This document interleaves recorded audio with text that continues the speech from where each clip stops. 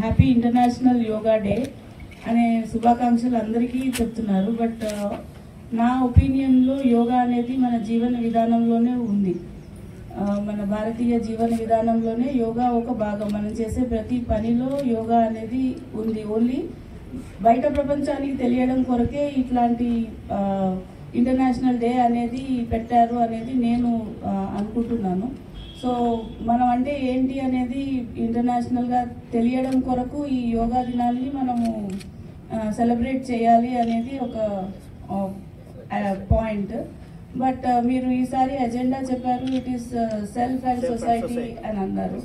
So నాకు మీరు అన్నప్పుడు ఒక థాట్ మైండ్లోకి వచ్చింది ఏంటంటే, ఆదిశంకరాచార్యుడు గారి భజగోవిందంలో ఒక పాయింట్ ఉంది. మీ థాట్కి వదిలేస్తాను అది చెప్పి. అది ఏంటనంటే, నిస్సంగత్వే సత్సంగత్వం, సత్సంగత్వే నిర్మోహత్వం, నిర్మోహత్వే నిశ్చలతత్వం, నిశ్చలతత్వే జీవన్ముక్తి.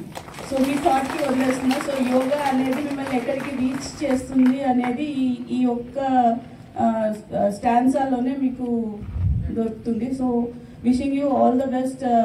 మీరు ఫిజికల్గా, సైకలాజికల్గా అండ్ సోల్ పరంగా గ్రో అవ్వాలి అండ్ అల్టిమేట్ ఏదైతే ఉందో అది రీచ్ అవ్వాలి అనేది కోరుకుంటూ థ్యాంక్స్ అలాట్.